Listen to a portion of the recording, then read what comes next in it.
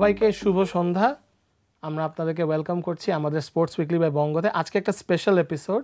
আজকে আমরা লাইভ যাচ্ছি আমাদের ওটিটি প্ল্যাটফর্ম, বঙ্গর ওটিটি প্ল্যাটফর্ম এবং বঙ্গর সোশ্যাল মিডিয়া প্ল্যাটফর্ম যেমন ইউটিউব এবং ফেসবুকে, কারণ আজকে একটা স্পেশাল দিন, স্পেশাল সন্ধ্যা।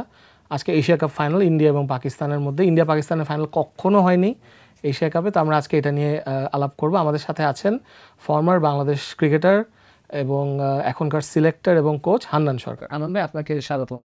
ধন্যবাদ। আনন্দ ভাই, কখনো ইন্ডিয়া পাকিস্তান ফাইনাল হয়নি। ইন্ডিয়া 10টা ফাইনাল খেলেছে এশিয়া কাপের, ওয়ান ডে আর টি20 মিলে, 8বার চ্যাম্পিয়ন। আর পাকিস্তান 5বার খেলেছে ফাইনাল, 2বার চ্যাম্পিয়ন এবং 2বার ঢাকাতেই, একটা আমাদের ন্যাশনাল স্টেডিয়ামে আর একটা শেরেবাংলা স্টেডিয়ামে 10 এবং 12তে। এইবারে এশিয়া কাপ হান্নান ভাই অনেক টকিং পয়েন্টস ছিল। বাংলাদেশ একটা টকিং পয়েন্ট ছিল, আমরা আসবো বাংলাদেশ নিয়ে। তবে ইন্ডিয়া পাকিস্তান নিয়ে এবং স্পেশালি এই ব্যাটলটা নিয়ে, ওদের এটা তৃতীয় ম্যাচ হবে এই সিরিজে। কখনো এরকম হয়নি যে ওরা একটা টুর্নামেন্ট খেলেছে। আমার মনে হয় আপনার মনে আছে নিশ্চয়ই, ইন্ডিপেন্ডেন্স কাপ একটা 3টা ফাইনাল ছিল 98-তে। এরপরে আসলে একটা টুর্নামেন্টে, এত বড় টুর্নামেন্টে 3বার ওরা একে অপরের বিরুদ্ধে খেলে নেয়। তবে এই ম্যাচগুলো নিয়ে অনেক কথা হচ্ছে, ফ্যানরা তো মাঠেরটা এনজয় করছে হান্নান ভাই, তবে মাঠের বাইরে যেটা হচ্ছে বা মাঠের ইনফ্যাক্ট মাঠের ভিতরে অনেক কিছু হচ্ছে যেটা নিয়ে, যেমন হ্যান্ডশেক নিয়ে ব্যাপারটা ছিল, অনেক অনেক ধরনের কথাবার্তা হচ্ছে। তারপর কিছু জেস্টার্স করেছে দুই টিমের প্লেয়াররা, বা কথাও বলেছে সূর্যকুমার যাদব, তার জন্য তাকে পানিশমেন্টও দেওয়া হয়েছে দুই দলের প্লেয়ারদেরকে।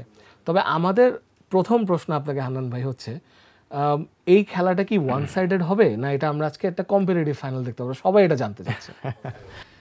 এটা নর্মালি এখনকার রিসেন্ট পারফরমেন্স যদি দেখি আর ইভেন প্লেয়ারদের যদি দেখি, একজনের সঙ্গে একজন কম্পেয়ার করে যদি পজিশনগুলো প্লেয়ার সাজাই, টেস্ট 11 বলি বা টিম কম্বিনেশনটা সাজাতে যাই, সেখানে সবাই নির্দ্বিধায় বলবে এটা ওয়ান সাইডেড ম্যাচ হবে। বাট আমরা কিন্তু সবসময় একটা কমন কথা যে টি20 ক্রিকেট কখনো বলে দেওয়া যায় না যে এটাই হবে। সেই জায়গা থেকে কিন্তু একটা সবার বিশ্বাস থাকে যে লেটস সি কী হয়, কারণ পাকিস্তান আসলে আনপ্রেডিক্টেবল, এটা সারা জীবন শুনে এসেছি জন্মের পর থেকেই। এবং সেই আনপ্রেডিক্টেবল দলটা আসলে কী করতে পারে সেটা দেখার অপেক্ষায় সবাই থাকবে। বাট খালি চোখে দেখে এখন যদি আমাকে জিজ্ঞেস করা, ইভেন দর্শকদের জিজ্ঞেস করলে আমার 99% লোকই বলবে ইন্ডিয়া জিতবে। বাট ওই যে 1%, সেই 1%টার যদি পার্সেন্টেজটা বাড়াতে পারে খেলার সঙ্গে সঙ্গে পাকিস্তান, তাহলে কম্পিটিটিভ ম্যাচ হতে পারে। যেহেতু টি20 খেলাটা যত ফর্মেট ছোট হয়ে আসে, তখনই কিন্তু বড় টিমগুলো প্রেশার বেড়ে যায়, কারণ তারা জানে তারা জিতবে। ফর্মেট ছোট হলে কিন্তু তখন ডিফারেন্সটা কমতে শুরু করে। ফর এক্সাম্পল, এটা যদি টেস্ট ম্যাচ হতো তাহলে তো কাগজে কলমে টিম দেখে একটা ধারণা করা যেত। ওয়ান ডে হলে তখন পার্সেন্টেজটা একটু কমে আসে যে ঠিক আছে, কিন্তু যখনই এই ধরনের ফর্মেট ছোট হয় লাইক টি20, তখন কিন্তু তারতম্যটা বা দুটা টিমের গ্যাপটা অনেক কমে আসে। সেই জায়গা থেকে কিছু এক্সাইটিং প্লেয়ার তো পাকিস্তান দলেও রয়েছে যারা ডিফারেন্স তৈরি করে দিতে পারে। সো আমার মনে হয় যে আমরা আশা করি একটা ভালো ম্যাচ, বিকজ এশিয়া কাপের ইতিহাসে কখনো ইন্ডিয়া পাকিস্তান খেলেনি। দর্শকরা তো যেরকমটা অপেক্ষা করছে, আমরা সবাই মানে টিভির ক্যামেরার সামনে যারা দেখবো, টিভিতে দেখবো, সামনে মাঠে যারা দেখবো, সবাই অপেক্ষা করছে একটা ভালো ম্যাচ দেখার অপেক্ষায়। এক্সাইটমেন্ট রয়েছে, প্রেশার রয়েছে, অনেকগুলো সিচুয়েশন তৈরি হবে আমরা জানি, বাট আমরা প্রতিটা মুহূর্ত উপভোগ করতে চাচ্ছি। নিশ্চিতভাবেই পাকিস্তান এই ফাইনালটা খেলছে, হয়তো আমরা চিন্তা করেছিলাম বাংলাদেশ খেলবে, সেটা ডিটেল আলোচনা আমরা বাংলাদেশ বিষয়ে যাব। বাট আমার কাছে মনে হচ্ছে যে আমরা প্রত্যাশা করছি একটা ভালো ম্যাচ। বাট একদম যদি এক কথায় উত্তর আসে, ইন্ডিয়া বেশ এগিয়ে থাকার কথাই ম্যাচে।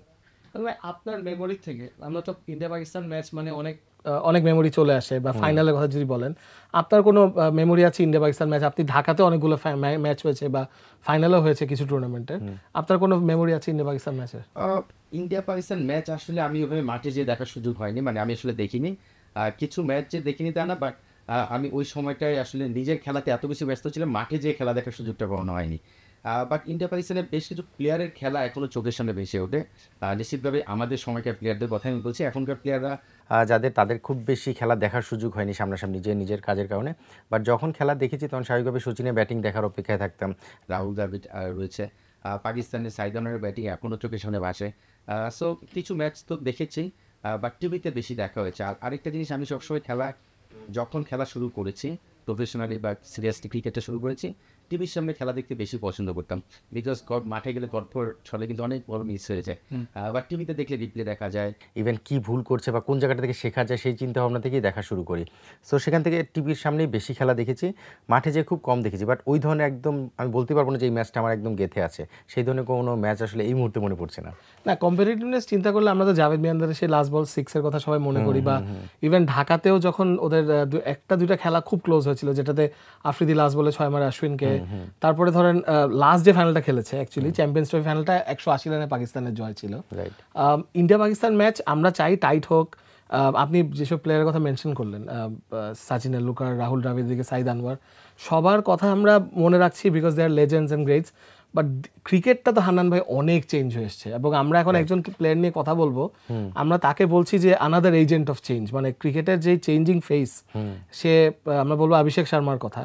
অভিষেক শর্মা এই টুর্নামেন্টে অবভিয়াসলি ইন্ডিয়া পাকিস্তানের বিরুদ্ধে খুব ভালো খেলেছে, বাংলাদেশের বিরুদ্ধে সে তার টুর্নামেন্টের হাইয়েস্ট স্কোর ওটা ছিল, তারপর তো পাথুম নিসাঙ্কা সেঞ্চুরি মেরে ওটা জায়গাটা করে নেয়। তবে এই অভিষেক শর্মার ব্যাটিং পাকিস্তানের বিরুদ্ধে 2টা ম্যাচে সে খুবই অ্যাগ্রেসিভ ছিল, হাত মানে ইনফ্যাক্ট মুখ দিয়ে অ্যাগ্রেসিভ ছিল। তবে এই ব্যাটিংটাকে আপনি কীভাবে ডিসক্রাইব করবেন, যে 190 strike rate, already 500 run cross হয়ে গেছে তার ক্যারিয়ারে, এইটা আপনি কীভাবে ডিসক্রাইব করবেন?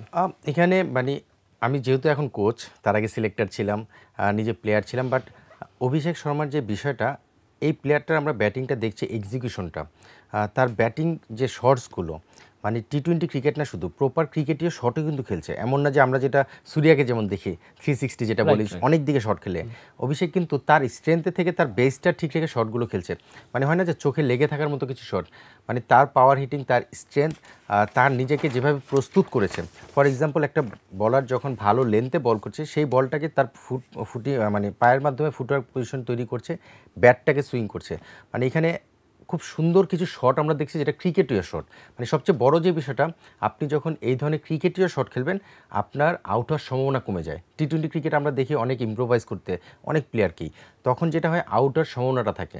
অভিষেকের সাকসেস পাওয়ার পেছনে অন্যতম কারণ হচ্ছে তার মানে ওই ক্রিকেটীয় শট খেলেই কিন্তু সে রানটা করছে, এবং তার স্ট্রেট খেলার যে ক্ষমতাটা, সেটা আমার কাছে মনে হয় অন্য যে কোনো প্লেয়ারের চেয়ে ভালো।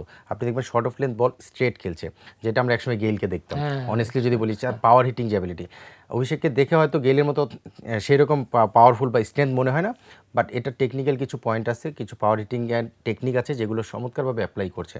আর এটা আমরা হয়তো যেটা বলছিলাম শুরুতে, এক্সিকিউশনটা দেখছি, তার আগে তার প্রস্তুতিটা কীভাবে হয়েছে সেটা আমরা সবাই অলরেডি জানি, যে যুবরাজের সঙ্গে থেকে সেভাবে তাকে প্রস্তুত করা হয়েছে।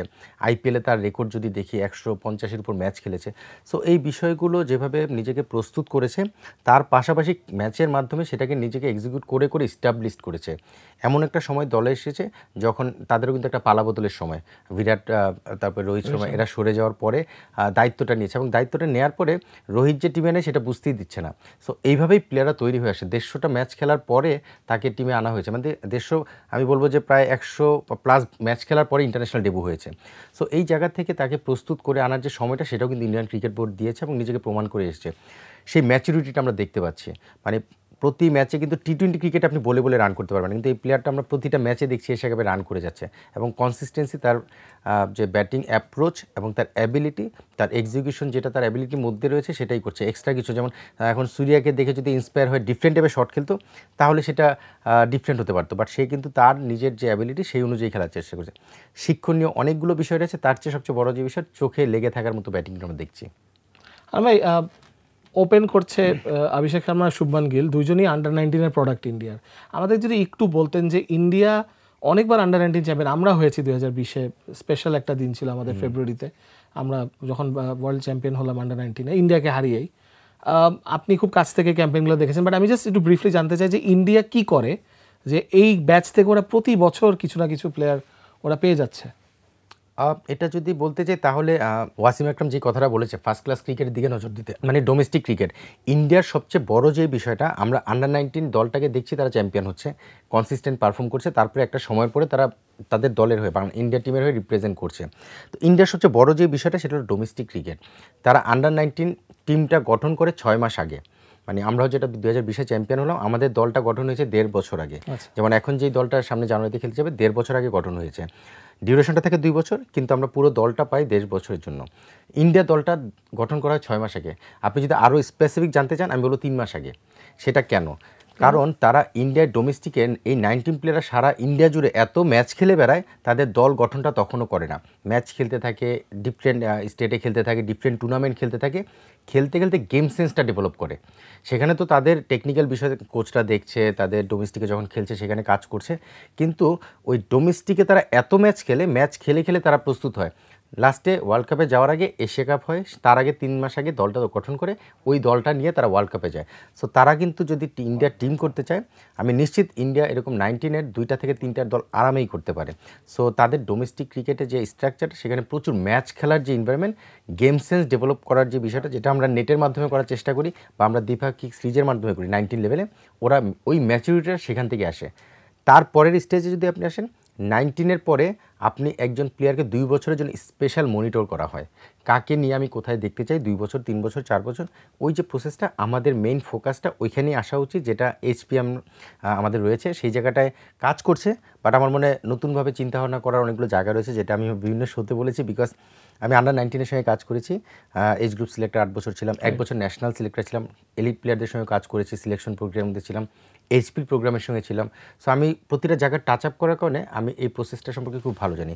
সো আপনি যেটা বললেন, যদি এটা ডিফারেন্ট শো, বাট এই আলোচনা যখন আসলো, আমার কাছে মনে হয় 19-এর পরের যে স্টেজটা, সেখানে আমাদের কাজ করার বেশ ভালো জায়গা রয়েছে, এবং এই প্লেয়ারগুলোর কাছ থেকে বেস্ট আউটকাম পাওয়ার জন্য, ওয়ার্ল্ড ক্লাস বানানোর জন্য যেই কাজ, সেটা আমার মনে হয় যে ওই জায়গাটায় এইচপি বা 19-এর পরে যে স্টেজটা, সেখানেই কাজ করতে হবে। আর 19 আসলে ইন্ডিয়ার কথার সঙ্গে আমি কম্পেয়ার করতে চাই না, কারণ ওদের ডোমেস্টিকে এত পরিমাণ ম্যাচ খেলে, আমাদের প্লেয়ার সেই পরিমাণ ম্যাচ খেলা হয়তো সুযোগ পায় না। মেন্টাল ডেভেলপমেন্ট, টেকনিক্যাল স্কিলের পাশাপাশি মেন্টাল যে বিষয়টা, সেটা এবং প্রেশার সিচুয়েশনে যে হ্যান্ডেল করে, এটা ম্যাচ খেলেই শেখা যায়। এটা আসলে মুখে বলে বা নিজেদের মধ্যে ম্যাচ খেলে হয় না, কম্পিটিটিভ ম্যাচ খেলেই তৈরি হয়, যেটা 19 লেভেলে ওরা প্রথম থেকেই সেটা শুরু করে দেয়। আমরা 19-এর কথা বললাম কারণ অভিষেক শর্মা, শুভমান গিল খুবই সেলিব্রেটেড ছিল, তিলক ভার্মাও ছিল। তবে এখন যে ব্যাটিং লাইন আপ ইন্ডিয়ার এই টুর্নামেন্টে যেটা আমরা দেখছি, হান্নান ভাই, অভিষেক আর শুভমান স্টার্ট করে দিচ্ছে ভালো, 9-10 ওভার ব্যাটিং করে দিচ্ছে, তারপরে একটু ঢিলে ঢালা হয়ে যাচ্ছে, দেখা যায় যে ওই চেইসটা বা ওই রানটা অত বড় হচ্ছে না, মেবি পিচের কারণে বা আগে ব্যাটিং করার কারণে।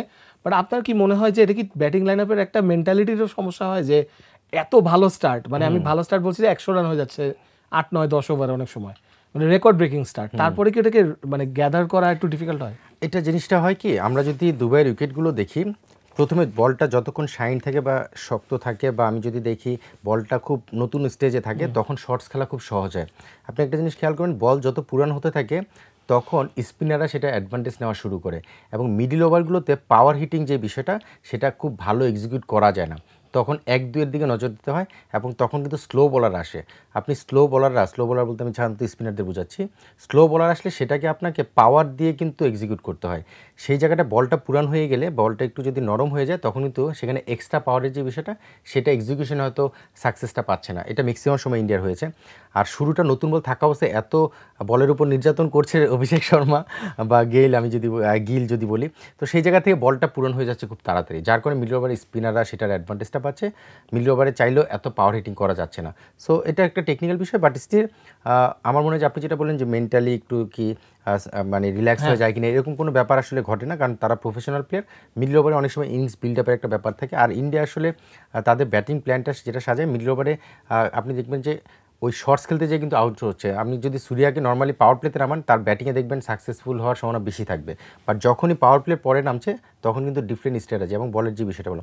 সো টেকনিক্যাল কিছু বিষয় রয়েছে, বাট মেন্টালি তারা একটা প্ল্যান নিয়ে আগাচ্ছে, এবং দিন শেষে আপনার ম্যাচ জেতার জন্য যেটা দরকার, শুরু দেখে মনে হবে 200 রানের খেলা, কিন্তু একটা সময়ের পরে কিন্তু সেটা 170-80-তে নেমে আসছে। ওই অ্যাডজাস্টমেন্টটা এটা করা খুব জরুরি, যেটা একটা টপ টিম খুব ভালো মতো অ্যাডজাস্ট করে সেট করে, যে আমি শুরুতে 200 রান টার্গেটে গেলাম, অ্যাকর্ডিং টু সিচুয়েশন সেটা 170 বা 80-তে নিয়ে আসতে হবে।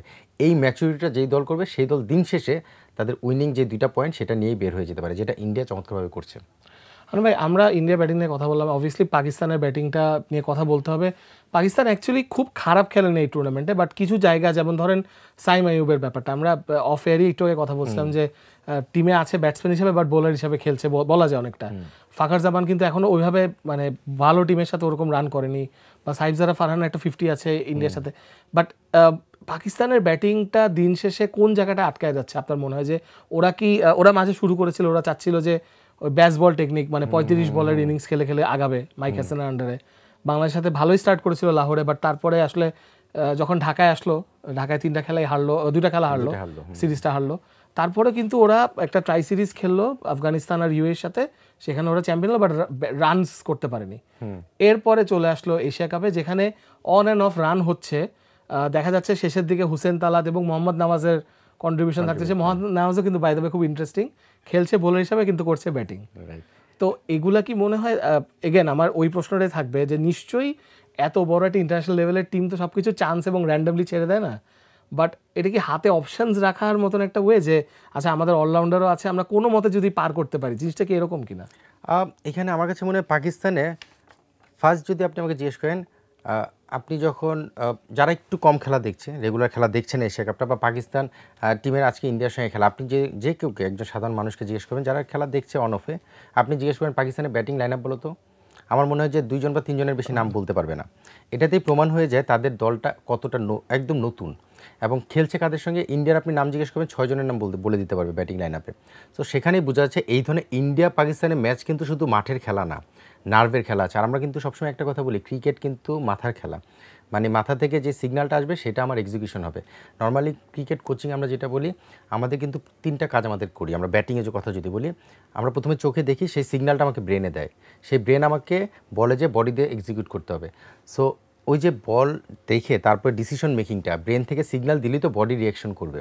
তো ব্রেন থেকে সিগন্যাল দেওয়ার রিয়াকশনটা সেটা এই প্রতিটা ঘটনা এত অল্প সময়ের মধ্যে ঘটে, সেটা আপনাকে ম্যাচিউরড হতে হয়, করতে করতে করতে করতে এক্সপিরিয়েন্সড হতে হয়। আপনি যখন একটা নতুন দল খেলে বা নতুন প্লেয়াররা খেলে, এই ধরনের সিচুয়েশনে যখন ওই চোখ দিয়ে দেখে, হয়তো ব্রেনে যখন যায় তখন এটা ম্যাসাকার করে ফেলে, করে রিয়াকশনটা ফেল করে।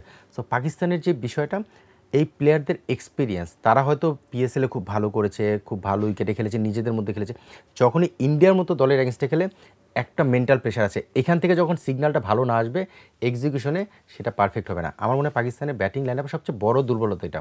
আপনি আরও কিছু প্লেয়ারের কথা বলেন, যেমন ক্যাপ্টেন সালমান আগা, সে কিন্তু খুব ভালো ছন্দের নেই। আপনি দেখেন এখানে বাবর রিজন এই দলে নেই, তারা থাকলে হয়তো যে মোটিভেশনটা দিত, তারা যেভাবে তাদের এক্সপিরিয়েন্স দিয়ে কিন্তু খেলে গিয়েছে, ক্যাপ্টেন পারফর্মার না হলে কিন্তু একটা দলের উপরেও কিন্তু একটা নেগেটিভ ইমপ্রেশন পড়ে, ইম্প্যাক্ট পড়ে।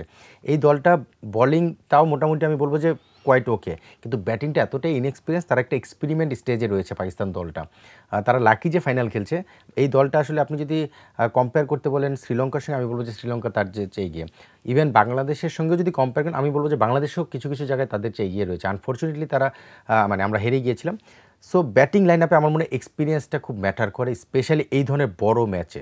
সেই জায়গা থেকে তারা কিছু এক্সাইটিং প্লেয়ার নিয়ে, যেমন আয়ুবের কথা বললেন, ও হচ্ছে আমার মনে হয় ফ্রি লাইসেন্স দিয়ে দেওয়া হয়েছে, তুমি যাও মারো। প্রতিটা ম্যাচে এসে আমরা দেখছি প্রথম বল থেকে ক্রিকেটেও শট খেলছে না, তার মধ্যে করে শট খেলতে যাচ্ছে, উইকেট জাজ করছে না, বলার জাজ করছে না। আমরা নর্মালি কী বলি, পাওয়ার প্লেতে গেলেও তো 1-2টা বল একটু দেখে কোন দিকে মুভ করছে বা উইকেটে কেমন বাউন্স থাকছে, একদম যেই প্রথম বল থেকে মারছে। সো এই ফ্রি লাইসেন্স দেওয়াটা আমার কাছে মনে হয় সে মিস ইউজ করছে। তার বলিংটার জন্য সে কিন্তু রেগুলার ম্যাচ খেলে যাচ্ছে, but ultimately as a batsman কিন্তু তাকে কিছু তো কন্ট্রিবিউট করতে হবে। বাট এই ধরনের প্লেয়ারদের আবার একটা জিনিস হয় কি, যদি আজকে ফর এক্সাম্পল উইকেটটা খুব ভালো হলো, যেমন আমরা গত ম্যাচেই 200 রানে খেলা দেখেছি, সেরকম উইকেট যদি হয়, নতুন বলে ব্যাটে 1-2টা লেগে গেলো, অনেক সময় না কুইক 20 বলে 40 রানে 25-45 রানে একটা ইনিংস খেলে দিতে পারে। ওই বিশ্বাস থেকে পাকিস্তান তাকে খেলে যাচ্ছে। এবং আপনি যদি আমাকে জিজ্ঞেস করেন, আমার মনে হয় ইন্ডিয়া পাকিস্তান এই ম্যাচে ওই ধরনের কিছু একটা যদি ক্লিক করে, পাকিস্তান টাফ টাইম দিতে পারবে। নর্মাল ট্রেডিশনাল চিন্তা থেকে পাকিস্তান এই দলটা আসলে খুব বেশি সার্ভাইভ করতে পারবে না। সো আজকে হয়তো আয়ুব সেই জায়গায় সেরকম কিছু একটা ঝলক দেখাতেও পারে। যেমন পাকিস্তান কয়েকটা ম্যাচ ধরে হাসান নওয়াজকে খেলাচ্ছে না, ওই বছরকে ওকে এই বছর ডেবু দেওয়া হয়, নিউজিল্যান্ডে একটা সেঞ্চুরি করে, বাংলাদেশের সাথেও বেশ অনেক মানে বড় বড় 6 মারে এবং খুব এগ্রেসিভ ব্যাটার। ব্যাটিং বাদ দেই, পাকিস্তানের বোলিং লাইন আপ, আপনি বলেন যে এক্সপিরিয়েন্স খুব দরকার হয় এই লেভেলের ক্রিকেটে, এরকম টুর্নামেন্টে বা টি20-তে। শাহিন শাহ আফ্রিদি বেশ এক্সপিরিয়েন্সড, আপনার হারিস রফ ইজ ভেরি এক্সপিরিয়েন্সড, এবং ওরা আবরার আহমেদকে ইউজ করছে, ইনফ্যাক্ট পাওয়ার প্লের বাইরেই নিয়ে আসছে। আপনার কি মনে হয় আজকে ইন্ডিয়াকে আটকাতে পারবে এই বোলিং অ্যাটাকটা? বোলিংয়ের বিষয়টা হচ্ছে ওদের কিছু express pace bowler like Shaheen Shah আছে, হারিস আছে, স্পিনের নওয়াজ সেখানে এক্সপিরিয়েন্স, আবরার খুব ভালো বোলিং করছে। আর লেগ স্পিনার আমরা জানি যে সেখানে ওয়ার্ল্ড ক্রিকেটে টি20 ফর্মেটে স্পেশালি ভালো করার সম্ভাবনা বেশি থাকে যদি দিনটা তার ভালো হয়, যেটা আমাদের রিশাদও খারাপ থেকে আবার ভালোতে ফিরে এসেছে। বোলিং কিছু ভেরিয়েশন তাদের রয়েছে, পেস বোলার, ডানহাতি, বাহাতি, অর্থোডক্স বলার, ফিঙ্গার, রিস্ট স্পিন, সো সব কিছু মিলে তাদের কিছু ভেরিয়েশন রয়েছে। টি20 ক্রিকেট এটা খুব দরকার, ভেরিয়েশনের অপশন রাখা। আয়ুব যেটা করে একটু ডিফারেন্ট টাইপের বলিং করে, ফিঙ্গার থেকে, রিস্ট থেকে, ক্যারাম বল, ডিফারেন্ট টাইপের বল করে। সো টি20 ক্রিকেটে আপনার সাকসেস পেতে হলে ট্রেডিশনাল বলিং লাইন আপ নিয়ে অনেক সময় সাকসেস পাওয়া যায় না, ব্যাটসম্যানরা খুব সহজেই খেলে ফেলে। এই জায়গা থেকে পাকিস্তান বলিং লাইন আপে কিছুটা ভেরিয়েশন রয়েছে। ওই জন্য আমি বলেছি ব্যাটিংয়ের সঙ্গে কম্পেয়ার করলে বলিংটা তাদের কিছুটা বৈচিত্র্য রয়েছে, যেটা টি20 ক্রিকেটে খুব জরুরি। এখন বিষয়টা হচ্ছে যে তাদের এক্সিকিউশনটা কেমন হবে, এবং ওই যে এক্সপিরিয়েন্স, আপনি যখন একটা ব্যাটার যখন ভালো শর্টস খেলতে থাকে তখন ওইখানে এক্সিকিউশনটা পারফেক্ট রাখাটা খুব জরুরি। তবে ব্যাটিং আর বলিংয়ের মধ্যে পার্থক্যটা হচ্ছে বলিংটা কিন্তু আমরা সবসময় একটা জিনিস বলি ব্লক স্কিল। ব্লক কেমন, আমি যেমন জানি ফর এক্সাম্পল আপনি ব্যাটিং করছেন, আপনাকে আমি বলিং করব, আমি বলটা হাতে পাওয়ার পরে আমি প্ল্যান করবো যে আমি এই বলটা কী করতে চাই, সেটা গুড লেন্থ করবো, ইয়র্কার করবো বা শর্ট মারবো, হোয়াট এভার। কিন্তু ব্যাটিংয়ের ক্ষেত্রে কিন্তু ওপেন থাকে। সো ব্লকের ক্ষেত্রে যেটা হয়, ব্লকটা আমি যদি সাকসেসফুলি ট্রেন করে আসি নিজেকে যে আমি এখন ইয়র্কার মারার জন্য রেডি এবং আমি এটা এক্সিকিউট করতে পারবো, ওই জায়গা থেকে পাকিস্তানের এই বলারদের এক্সিকিউশন সোফার এখন পর্যন্ত বেটার মনে হচ্ছে। তো সেই জায়গা থেকে পাকিস্তান যদি সেই এক্সিকিউশনটা আজকে ভালো করতে পারে তাহলে হয়তো ইন্ডিয়াকে কিছু টাফ টাইম দিতে পারে। বাট ওই যে ইন্ডিয়ার ব্যাটিং লাইনআপটা এত লম্বা, আপনি কয়জনকে সেটা দিবেন সেটাই দেখার বিষয়। বাট নর্মালি পাকিস্তানের বোলিং লাইনআপটা অবশ্যই তাদের ব্যাটিংয়ের সঙ্গে কম্পেয়ার করলে কিছুটা বেটার স্টেজে রয়েছে। বাট আবার ইন্ডিয়ার সাথে কম্পেয়ার করলে ইন্ডিয়ার বুমরা ফর্মে, হার্দিক পান্ডিয়া উইকেট পাচ্ছে, কুলদীপ যাদব অ্যাকচুয়ালি ওদের হাইয়েস্ট উইকেট টেকার, টুর্নামেন্টেরই হাইয়েস্ট উইকেট টেকার, অনেক ডেপথ বোলিং, আকসার প্যাটেল আছে, মানে ওরা চাইলে অনেক কিছু ইউজ করতে পারে। অনেক সময় হয়তো পেস কমায় দিচ্ছে বা স্পিন কমায় দিচ্ছে। স্পিনের উপর ইন্ডিয়া মনে হয় এই ম্যাচে অ্যাটলিস্ট এই দুবাই উইকেটে, পাকিস্তান তো স্পিনার খেলাবেই, আবরার খেলবে, সাইম খেলবে, নওয়াজ তো থাকবেই। আপনার মনে হয় ইন্ডিয়াও নিশ্চয়ই স্পিনের উপর চাপ দিবে আর কি, মানে অ্যাটলিস্ট স্পিন দিয়ে অ্যাটাক করার চেষ্টা করবে। ইন্ডিয়ার যেটা হয়েছে, আপনি আসলে স্পিন পেস কোনোটা আলাদা করতে পারবেন না। আপনি বুমরা যখন বোলিং করে সেটা স্পিনারের চেয়ে কম না, মানে স্পিনার যে যত ভালো স্পিন উইকেটে হোক না কেন, বুমরা যে কোনো উইকেটে ডেঞ্জারাস, এটা আমরা সবাই জানি। বিকজ তার যে কন্ট্রোল, মানে একই জায়গা থেকে দুই দিকে মুভ করানোর যে কন্ট্রোলটা, সেটা আনবিলিভেবল। এবং টি-20 ক্রিকেটে সে যখন ইয়র্কার মারতে চায় তখনই সেটা এক্সিকিউট করছে। সো এই কন্ট্রোল বলার আপনি যে কোনো উইকেটেই তার বোলিং দিয়ে ধসিয়ে দিতে পারে। ইন্ডিয়া আসলে ওয়ার্ল্ডের অন্যান্য যে কোনো দলের চেয়ে এখন অনেক বেশি এগিয়ে গিয়েছে, একটাই কারণ তাদের পেস বোলিং আগে একটু দুর্বল ছিল, সেটাতে স্ট্রং হয়েছে।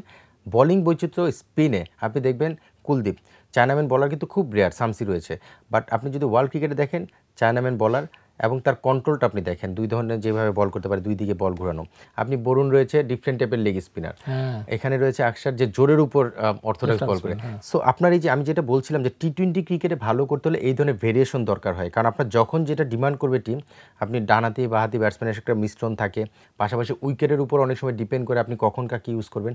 সেই বিষয়গুলো যখন ক্যাপ্টেনের হাতে থাকে, এই অপশনগুলো যখন ক্যাপ্টেনের হাতে থাকে, তারা কিন্তু সেটা যে কোনো সময় সাকসেস এনে দিতে পারে। সো এই ক্ষেত্রে টি-20 ক্রিকেটে যেহেতু ব্যাটাররা মারার একটা মুডে থাকে, সবসময় একটা অ্যাটাকিং মুডে থাকে, তখন আপনার রিস্টি স্পিন টাইপের বলাররা মোর সাকসেসফুল হয়। আপনি দেখবেন এই দলে দুজন রিস্টি স্পিন বলার, এবং রিস্টি স্পিন মোর সাকসেসফুল কেন হয়? বিকজ আপনি তাকে যখন বলটা হাতে দিচ্ছেন, সে লেগ স্পিন করে, সে টপ স্পিন করে, সে গুগলি করে, অনেকগুলো ভেরিয়েশন। অর্থোডক্স স্পিনার সাধারণত আমরা যেটা বলি যে অর্থোডক্স স্পিন করে, সঙ্গে কিছু আর্ম বল করে। তো অপশনের জায়গা থেকে যখন বলারদের ভেরিয়েশন বেশি থাকবে, ব্যাটসম্যানদের জাজমেন্টে ভুল করলে কিন্তু আউট হওয়ার সম্ভাবনা তৈরি হবে। সো এই জন্য তাদের দুইজন রিস্ট স্পিন খেলে। আমরা কিন্তু নর্মালি আমাদের ট্রেডিশনালি আমরা কি শেখ মাহিদি একজন অফ স্পিন বল করে, আপনি যে কোনো দেখবেন অফ স্পিন থাকে, কিন্তু এই দলের যেটা রয়েছে আপনি অফ স্পিন যে করে সেও চায়নাম্যান বলার, সে কিন্তু ডানাতি ব্যাটসম্যানের off spin bowler basically. So আপনার রিস্ট স্পিন অপশন তাদের দুটো, এটা যে কোনো দলের চেয়ে, ওয়ার্ল্ডের যে কোনো দলের চেয়ে তাদের একটা ডিফারেন্ট অ্যাডভান্টেজ। সো বোলিং অপশনে ইন্ডিয়া আসলে মানে শুধু পাকিস্তানের বিপক্ষে না, যে কোনো ওয়ার্ল্ডের যে কোনো দলের চেয়েই সেই জায়গায় এগিয়ে থাকছে স্পিন ভেরিয়েশন। আর পেস বলে বুমরার মতো বলার থাকলে আসলে ক্যাপ্টেন সবসময় ভরসা করতেই পারে।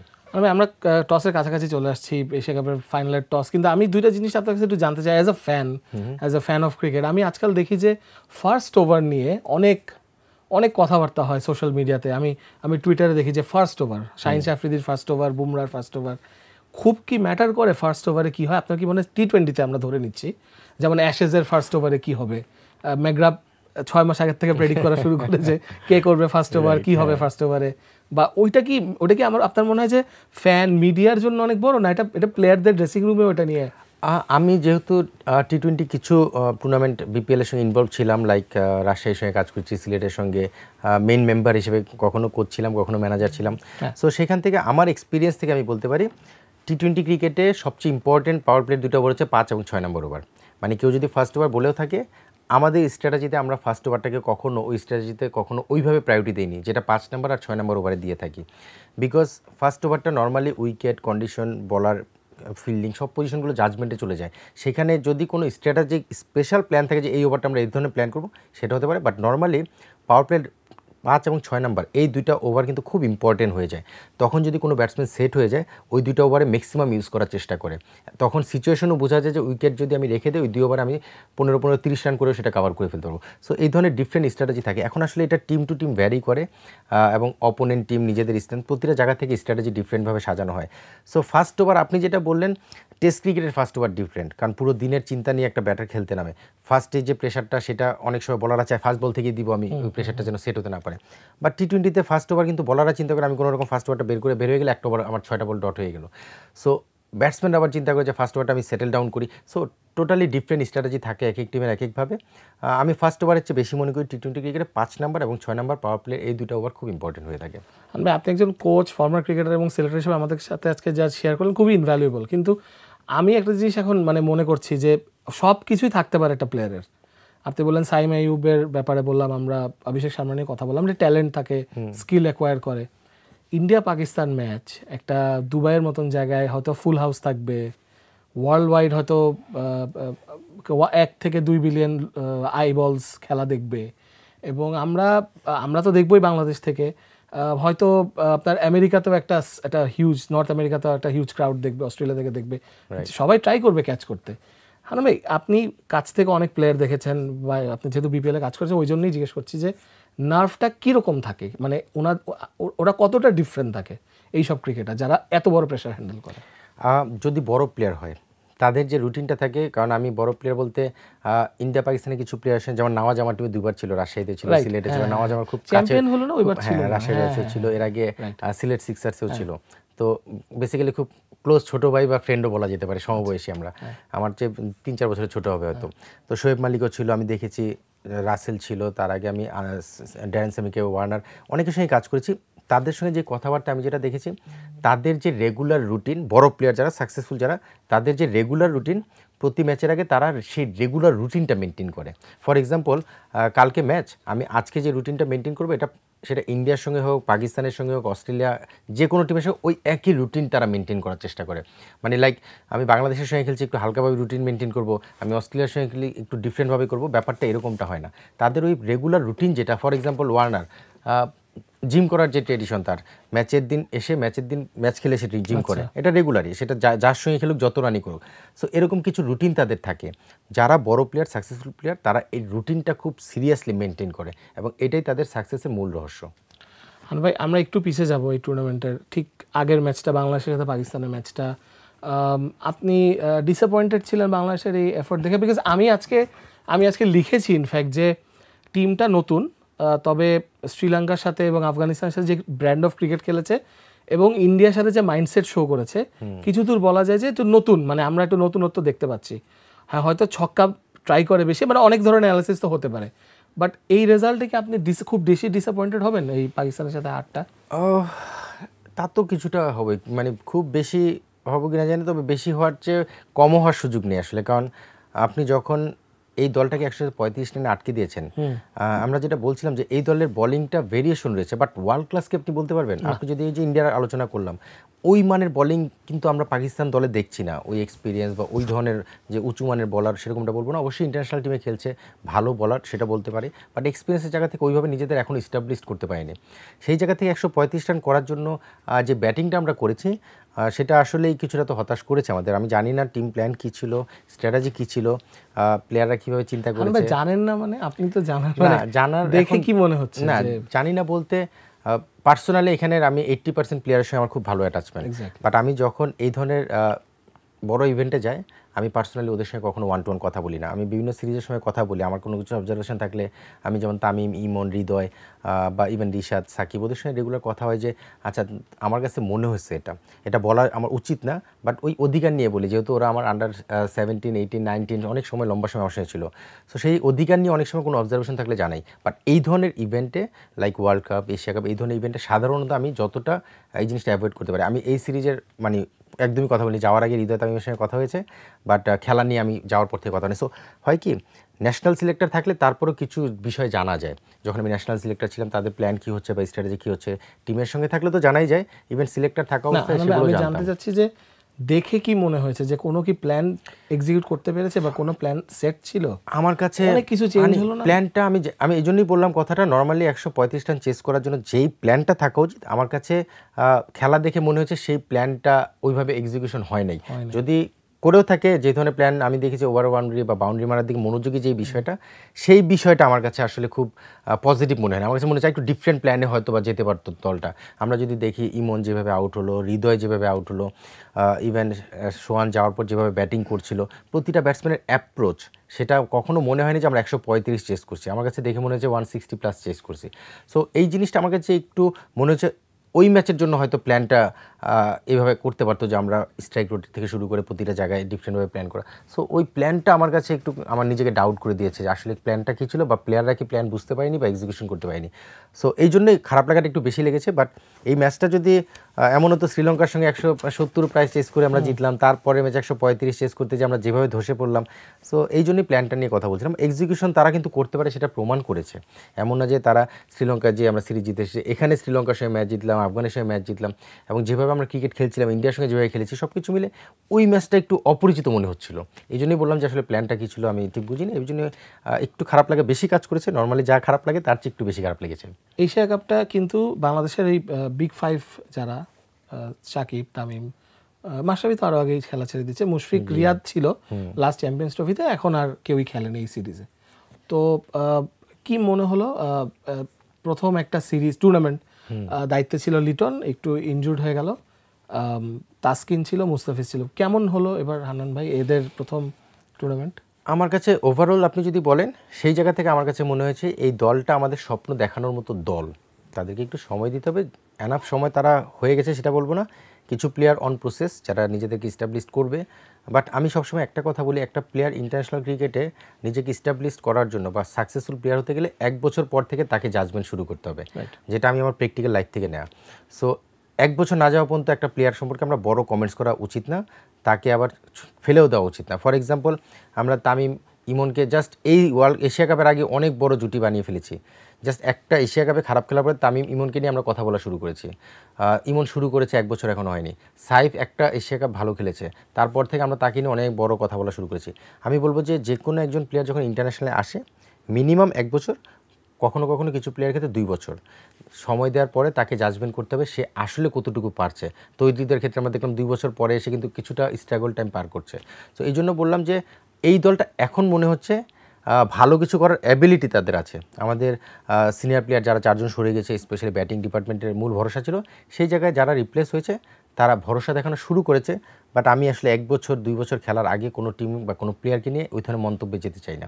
হ্যাঁ ভাই, আমরা টসের আপডেট পেয়েছি, আমরা টসে জানতে পারলাম যে ইন্ডিয়া টসে জিতে বোলিং নিয়েছে আগে। কেমন মনে হলো সিদ্ধান্তটা, দুবাইয়ের এই উইকেটে bowling first is a good decision?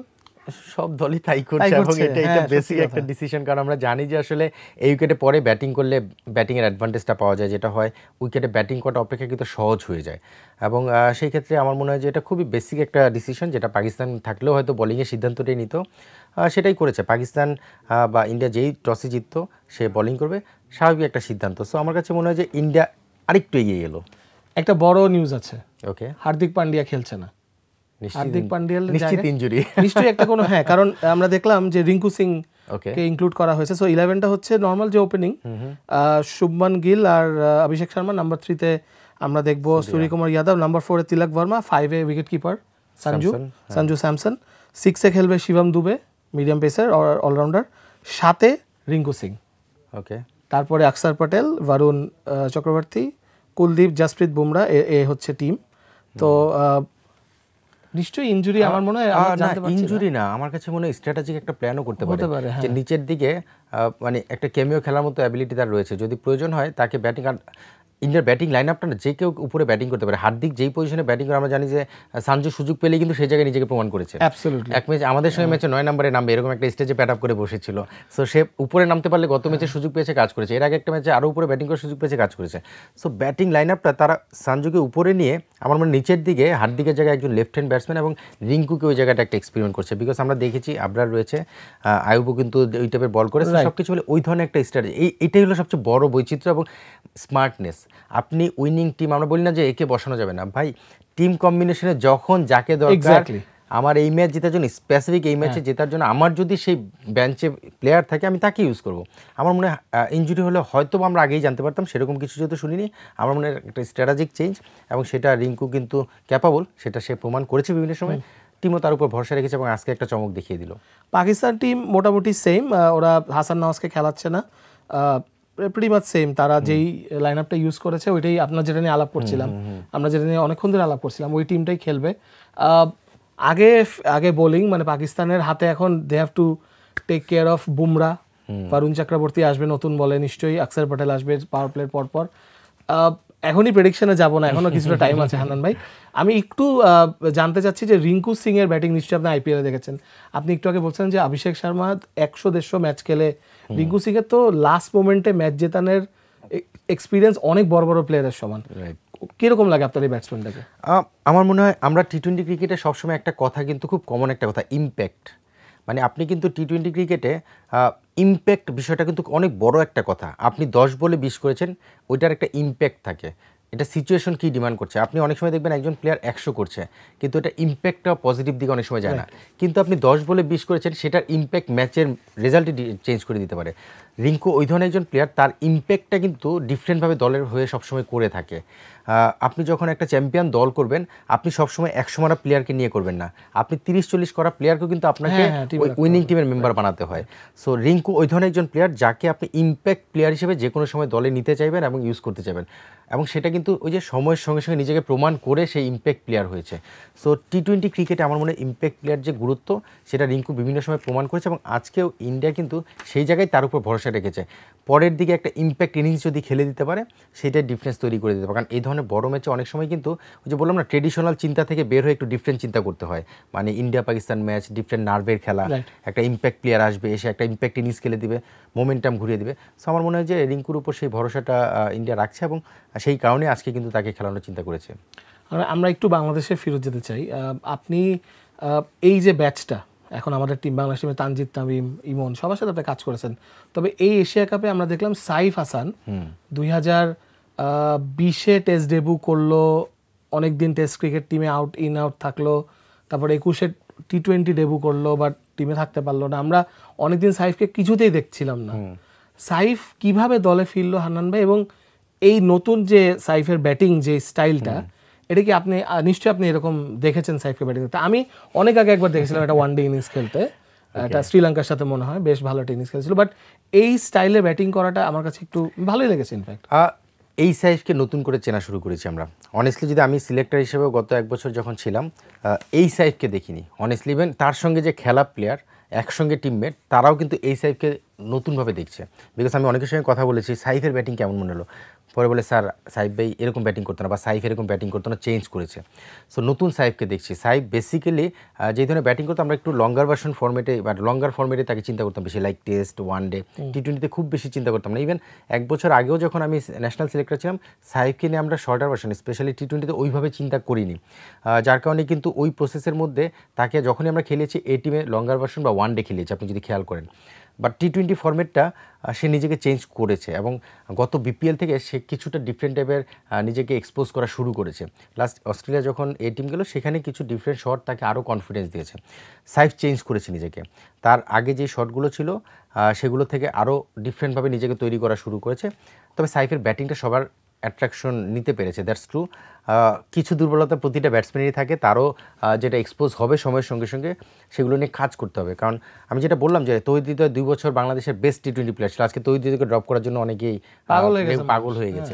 Tanzid Tamim, Emon just Asia কাপের আগ পর্যন্ত বাংলাদেশের বেস্ট ওপেনিং ব্যাচ গ্রুপ, এটা সেটা অনেক কিছু, জাস্ট 2-3টা ম্যাচ খারাপ খেলো। সো প্রতিটা প্লেয়ারের কিছু দুর্বলতা থাকে, প্লেয়ারদের দেখতে হবে তার দুর্বলতা রেগুলার ডেভেলপ করতে পারছে কিনা। সেই জায়গাটা সাইফের কিছু দুর্বলতা আছে। সাইফ আসলে বেসিক্যালি স্ট্রেট জোনটা খুব ভালো খেলে, সাইড যে শটগুলো আছে সেখানে কিছু কাজ করার জায়গা রয়েছে। অপোনেন্ট টিম সাইফকে নিয়ে এখনও কিন্তু হোমওয়ার্ক সেভাবে করতে শুরু করেনি, বিকজ খুব বেশি তাকে দেখার সুযোগ হয়নি। যখনই এই ধরনের ক্রিকেট খেলতে থাকবে 6 মাস 1 বছর, তার প্রতিনিয়ত নিজেকে সেখানে ডেভেলপ করতে হবে। সো সেই জায়গায় যদি ডেভেলপ করতে থাকে, সাইফের মধ্যে সে অ্যাবিলিটি আছে, সেটা শুরু করেছে, আমাদেরকে দেখিয়েছে। সো সাইফের প্রতি তো অবশ্যই শুভকামনা থাকবে, এবং সাইফের মধ্যে সে অ্যাবিলিটি আছে, হার্ড ওয়ার্কিং, ডেডিকেটেড। বাট যেই সাইফকে এখন দেখছি, নিশ্চিতভাবে বাংলাদেশ ক্রিকেটের সঙ্গে আমরা যারা জড়িত, আমরা নতুন সাইফকে দেখছি। ভাই আর বেশি সময় নেই আমাদের, আমি জাস্ট একটু জানতে চাই যে মুস্তাফিজ 150 উইকেটে পা দিল এবার টি20-তে, সাকিবকে ক্রস করলো বাংলাদেশের হাইয়েস্ট উইকেট টেকার, তাসকিন 100 উইকেট কমপ্লিট করলো। বোলিং অ্যাটাক নিয়ে হয়তো মাথা ব্যথা বেশি থাকার কথা না, এখন তো রোটেশনও করছে পেস বোলারদের। আপনার কেমন লাগে বোলিং অ্যাটাকটা দেখতে এখন? চমৎকার। আমাদের মনে হয় যে পেস বোলিং ডিপার্টমেন্টে আমাদের বেশ কিছু অপশন তৈরি হয়েছে, মানে যেটা খুবই দরকার ছিল। কারণ আমরা পেস বোলিং গত 5-7 বছর যেভাবে ডোমেস্টিক ক্রিকেট নজর দেওয়া হয়েছে, আপনি জানেন এনসিএল ফার্স্ট ক্লাস ক্রিকেটে বল চেঞ্জ করা হয়েছে, উইকেট চেঞ্জ করা হয়েছে, সেটার ফল কিন্তু আমরা 3-4 বছর পর থেকে পাওয়া শুরু করেছি। আমরা কোনো পেস বোলার যদি ইনজুরি হয়, ব্যাকআপ যে পেস বোলার আছে সমানভাবে আমরা ভরসা রাখতে শুরু করেছি। এবং তাসকিন মুস্তাফিজ যে অ্যাচিভমেন্টগুলো নিশ্চিতভাবেই তার ফল, যে তাদেরকে ব্রেক দিয়ে দিয়ে লম্বা সময় খেলানোর চিন্তা, সেটা কিন্তু একটাই কারণ, আমাদের তারপরে যাকে খেলানো হচ্ছে তারাও কিন্তু সিমিলার পারফরমেন্স করার কাছাকাছি নিজেদেরকে বিশ্বাস তৈরি করে দিয়েছে আমাদের। সো এটা অবশ্যই ভালো লাগার একটা বিষয়। সো পেস বোলিং এরপরও যদি আমরা দেখি কিছু ভালো প্লেয়ার তৈরি হচ্ছে, একটা জায়গায় একটু কনসার্ন আছে আমাদের বাহাতি পেস বোলার, মানে আমাদের মুস্তাফিজ শরীফুল আছে, বাট আমরা রিসেন্টলি আপকামিং যে পুলটা রয়েছে পেস বোলিং, সেখানে বাহাতি পেস বোলিং একটু স্ট্রাগল করছি। ইভেন আমাদের কারেন্ট 19 এই দলেও আসলে বাহাতি পেস বোলার তেমন নেই। লাস্ট যে 19 খেলেছে সেখানে মারুফ নিদা ছিল, বাট তার বিভিন্ন হাইট বা অন্যান্য পেস সব কিছু মিলে একটা কনসার্ন হচ্ছে, বাট পেস বোলিং স্লটটা এখন আমাদের পুলটা অনেক বড়, সো এটা পজিটিভ। বাংলাদেশ টিম নিয়ে লাস্ট প্রশ্ন, রিশাদের এই টুর্নামেন্টে ইনফ্যাক্ট ওয়ার্ল্ড টি20-তে খুব ভালো বোলিং করেছিল, যদি ব্রিফলি বলতেন যে রিশাদ আরেকটু কি কাজ করেছে? রান আপটা দেখলাম একটু চেঞ্জ হয়ে গেছে রাউন্ড দ্য উইকেট যখন আসে। রিশাদের ডেভেলপমেন্ট নিয়ে আপনি নিশ্চয়ই ওর সাথে অনেক কাজ করেছেন, ডেভেলপমেন্টটা এখন যেই কমপ্লিট প্যাকেজ কি বলা যায় রিশাদকে? আরও শিখতে হবে, গুগলিটা আরেকটু শিখতে হবে। কারণ টি20 ক্রিকেটে আসলে আপনি যত ভেরিয়েশন, যেটা বলছি লেগ স্পিনের সবচেয়ে বড় অস্ত্র হচ্ছে ভেরিয়েশন, অনেকগুলো ভেরিয়েশন তার থাকে। গুগলিটাতে আরেকটু পারদর্শী হতে হবে, যেটা নিশ্চিতভাবে মুস্তাক ভাই কাজ করছে, আমি শিওর। সো ওইটা যদি আরেকটু পারদর্শী হয়ে যায়, তাহলে ব্যাটসম্যানদেরকে ওই যে ব্লাফ দেওয়ার যে বিষয়টা, সেটা আরও সাকসেসফুলি করতে পারবে। এখন যেমন আপনি দেখবেন যখনই সে লেগ স্পিনটা ভালো করছে, তখন ব্যাটসম্যানরা একটা সময় তাকে যখন রিড করতে পারছে, তখন কিন্তু খুব স্বাচ্ছন্দ্যে খেলতে পারছে। সো টপ স্পিন, গুগলি, এই জায়গাগুলোতে গুগলিটা খারাপ করছে আমি বলবো না, বাট এটাতে আরও কন্ট্রোল যদি ভালো হয়, তাহলে আরও বড় প্লেয়ার বা আরও সাকসেসফুল প্লেয়ার হতে পারবে, কনসিস্টেন্ট ভালো করার সম্ভাবনা তৈরি হবে। সো এই জায়গাটা আমার মনে হয় যে রিশাদের ইমপ্রুভমেন্টের জায়গা রয়েছে। বাংলাদেশ আফগানিস্তানের সাথে সিরিজ খেলবে আর জাস্ট কয়েকদিন পরেই। অনেকে বলে যে বাংলাদেশ বাইল্যাটারাল সিরিজে হান্নান ভাই খুব ভালো খেলে, তবে টুর্নামেন্টে খেলতে পারে না। আমরা আশা করব সত্যি কথা যে নেক্সট যে বড় টুর্নামেন্ট ওয়ার্ল্ড টি20-র আগে একটা হয়তো স্ট্র্যাটেজি নিয়ে বাংলাদেশ আগাবে। আমি জানি না স্ট্র্যাটেজিটা কি হবে, বা মানে আমি পার্সোনালি চাবো যে যেই স্ট্র্যাটেজি নিয়েই যাক, ওইটা যেন টুর্নামেন্টও এক্সিকিউট করতে পারে। মানে স্ট্র্যাটেজি নিয়ে গেল, যেমন আপনি তানজিদ তামিমের কথাটা বললেন, তানজিদ তামিমকে যদি আপনি 12 মাস 18 মাস ধরে রেডি করেন, ওকে তাতে এই মোমেন্টের জন্যই রেডি করেছিলেন, যেন ও যে একটা ইম্প্যাক্ট, ও তো এরকমই প্লেয়ার, ও তো ইম্প্যাক্ট দিয়ে চলে আসবে, এবং ওরও তো স্ট্রেট হিলিং আসলে খুব ভালো। একটু আনফেয়ার লেগেছে আমার এই জিনিসটা, but it's fine. I think we are all learning. আর এখান থেকে আমাদের মনে সময় একটু কম, তো আমরা হান্নান ভাই একটু প্রেডিকশনে চলে যেতে হবে এখন। আমি জানি না আপনি ছোটবেলা থেকে কোন টিম সাপোর্ট করতেন, বাট আজকের ফাইনালে যদি আপনাকে 3টা প্রশ্ন করা হয় যে বেস্ট ব্যাটার, বেস্ট বোলার আর আজকের ফাইনালে জিতবে কে, আমাকে যদি এক ওয়ার্ডে বলতেন বেস্ট ব্যাটার ফার্স্টে, আমিও বলবো নিশ্চিতভাবে অভিষেক শর্মা। বোলিংয়ে আমার মনে হয় যে আজকে একজন নাম বলতে হবে, ওকে, বুমরা। আর টিমের নাম বললে তো ইন্ডিয়াই বলতে হবে। আচ্ছা, আমি একটু ভ্যারিয়েশনের জন্যই যাই। আপনি অভিষেক শর্মা বললেন, আমার শুভমান গিলের ব্যাটিং দেখে মনে হচ্ছে যে বেশ এফেক্টিভ। পাকিস্তানের দিক থেকে আসলে ব্যাটিং নিয়ে ওরকম বোলার নেই, বাট বলার মতন কিছু নেই। বাট বোলিং আপনি যেহেতু বুমরা বললেন, আমি আর বুমরা বলবো না, আমি বলবো শাহিন শাহ আফ্রিদি যদি কিছু করতে পারে দেখা দরকার। আর তবে আমি আপনার সাথে একমত যে কাগজে কলমে ফর্মে সব কিছুতে বারিং আ মিরাকেল আসলে ইন্ডিয়াকে থামানো খুব ডিফিকাল্ট হবে। আমরা এই বলেই আজকের শো এখানেই শেষ করছি। আমাদের আজকের শো লাইভ ছিল, হয়তো কোনো ভুলভাল হয়ে গেছে, আমি ঠিক জানি না, আমি কখনো এরকম লাইভ শো করিনি। তবে হান্নান ভাইয়ের সাথে আসলে খুব কমফোর্টেবলি কথা বলা গেছে। থ্যাংক ইউ হান্নান ভাই for your time, for sports weekly by Banga. আমরা ইনশাল্লাহ নেক্সট উইক আবার চলে আসবো আপনাদের কাছে বঙ্গর সব প্ল্যাটফর্মে, ওটিটি এবং সোশ্যাল মিডিয়া প্ল্যাটফর্মে। Until then reminder, every Sunday at 9 PM আমরা আসবো। আজকে একটু আর্লি এসেছি, বাট নেক্সট সানডেতে আমরা আবার 9টার সময় আপনাদের কাছে থাকবো on air. Till then, good by.